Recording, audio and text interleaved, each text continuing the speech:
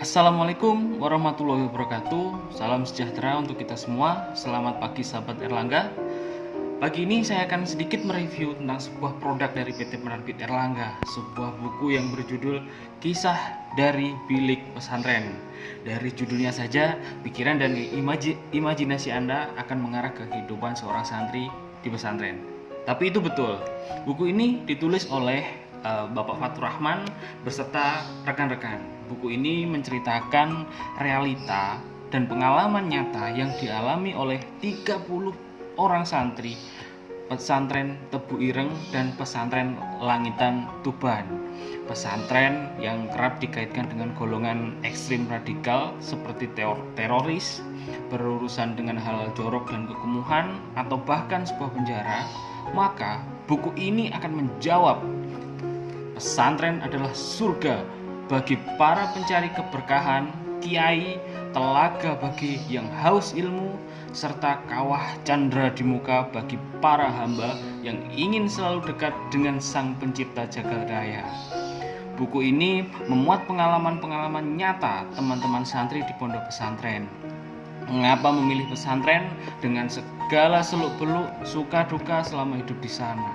Secara umum, masyarakat Indonesia memang tidak asing lagi dengan pesantren atau santri. Namun, belum banyak yang tahu apa dan bagaimana cara pesantren menjalankan roda aktivitasnya sebagai lembaga pendidikan. Juga bagaimana para santri menjalani keseharian hidupnya di bilik pendidikan tertua di Indonesia ini. Di buku ini diceritakan secara detail bagaimana pengalaman pribadi penulis beserta rekan-rekan, mulai yang tidak terbesit sedikit pun untuk hidup di pesantren hingga akhirnya bisa masuk pesantren sampai saat ini.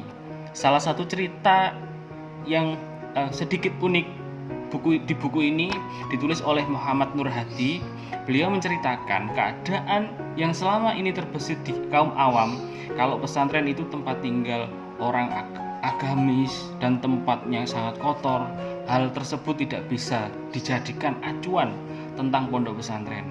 Beliau menuliskan bahwa pondok pesantren kaya akan nilai pendidikan, moral, dan keistimewaan yang tidak bisa didapatkan di tempat lain.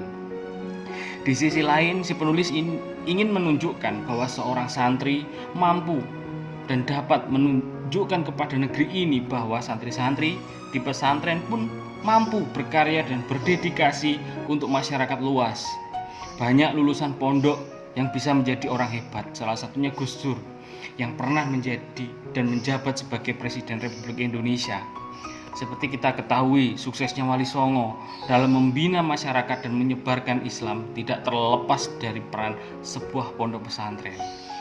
Itu sekilas singkat dari buku yang berjudul Kisah dari Bilik Pesantren.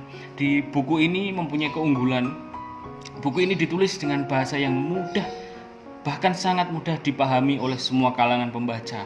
Buku ini mengungkap seluk-beluk suka duka selama di pesantren, dilengkapi dengan kisah nyata teman-teman santri di pondok pesantren.